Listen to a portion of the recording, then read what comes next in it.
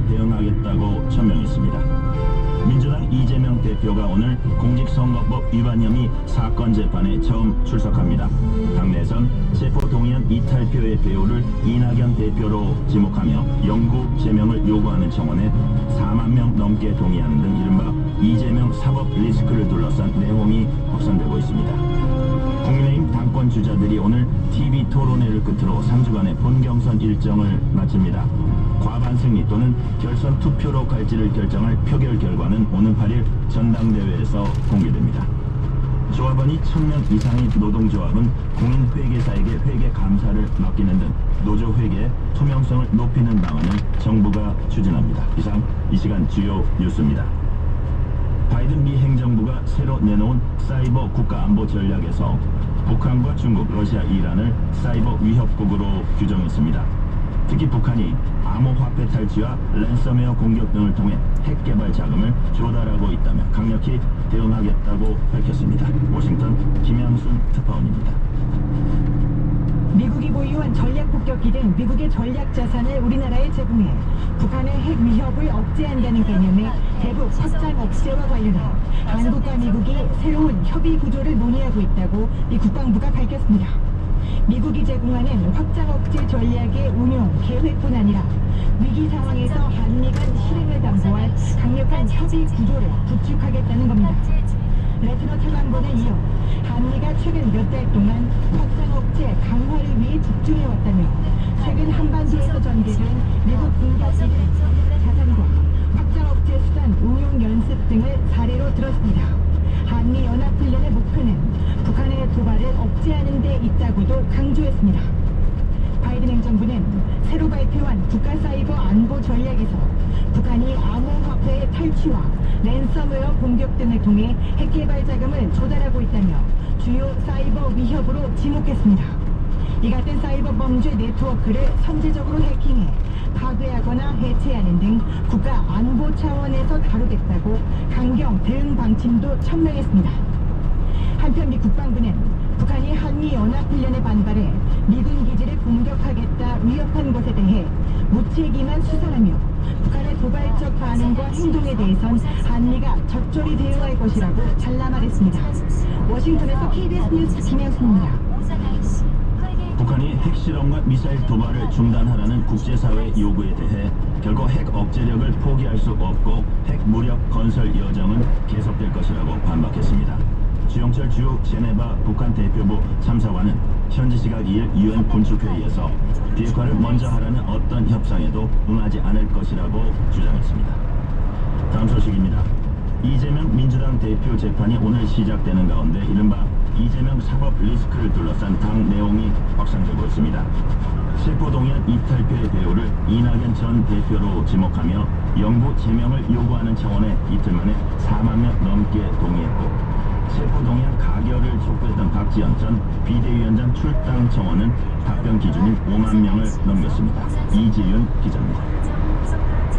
이재명 민주당 대표가 취임 후 처음으로 오늘 오전 피고인 신분으로 서울중앙지법에 출석합니다. 민주당 대선 후보였던 2021년 12월 방송 인터뷰에서 대장동 실무 책임자인 고 김문기 전 성남도시개발공사 개발 1차장을 모른다고 허위로 답변했다는 혐의 등을 다투는 재판입니다. 이달에만 최소 3차례 공판이 예정돼 있습니다. 법정 출석을 앞두고 이 대표는 민생에 집중해야 한다며 말을 아꼈습니다. 체포동의안 표결 이후 가시화된 당 내홍은 오히려 더 번지는 모양새입니다. 이탈표의 배우를 이낙연 전 대표로 지목하며 영구 제명을 요구하는 청원은 이틀 만에 4만 명 넘게 동의했습니다. 체포동의안 가결을 촉구했던 박지원 전 비대위원장 출당 청원은 답변 기준인 5만 명을 넘겼고 이탈표를 던진 의원 명단을 공개하라는 청원에도 2만 8천여 명이 모였습니다. 의원들의 입도 갈수록 거칠어지고 있습니다.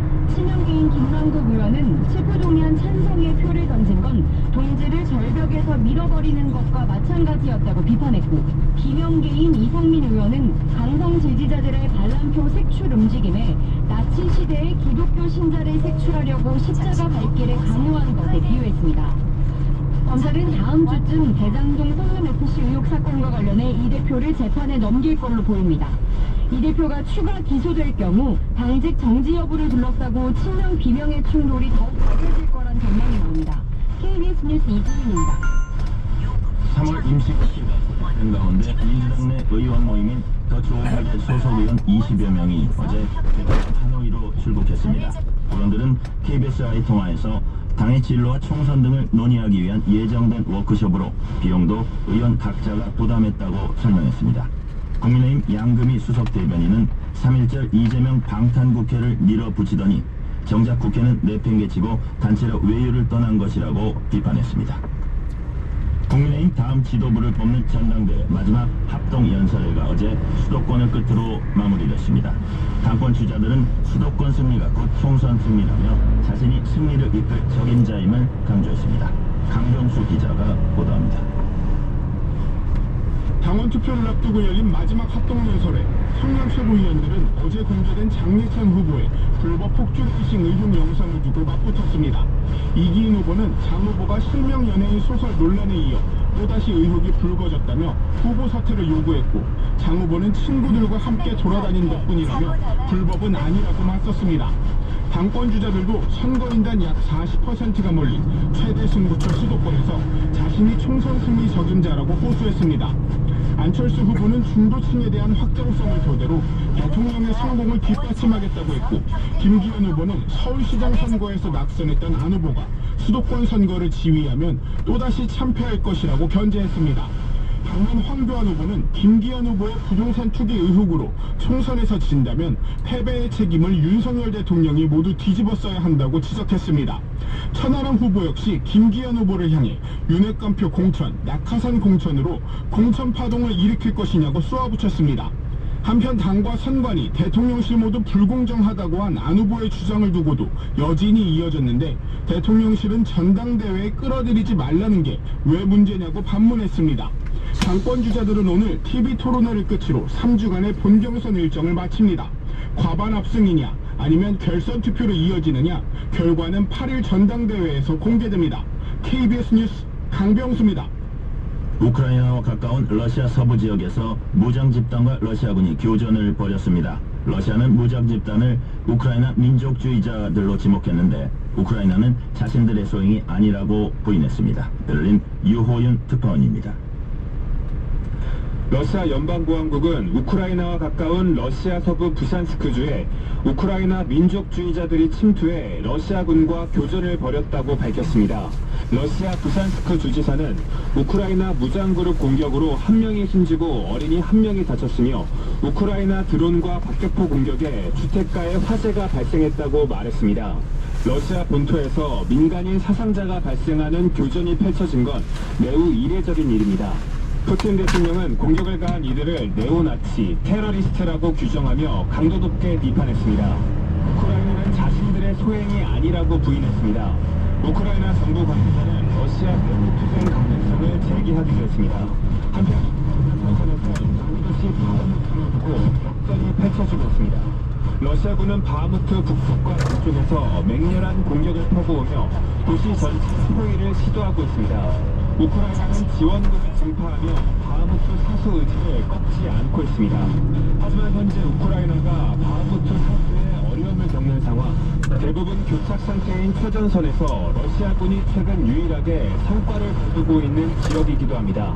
이곳을 차지하면 러시아는 주변 돈바스 공업 지역을 장악할 수 있을 것으로 보입니다. 반면 우크라이나는 서방 탱크가 실전에 배치되는 봄부터 반격에 나설 것으로 기대하고 있습니다. 베를린에서 KBS 뉴스 이호윤입니다. 정부가 불합리한 노동 관행을 개선하기 위한 방안을 발표했습니다. 특히 노조 회계 투명성을 높이기 위해 특정 규모 이상 노동조합에는 공인 회계사에게 회계 감사를 맡기고 조합은 요구가 있거나 횡령, 배임 사건이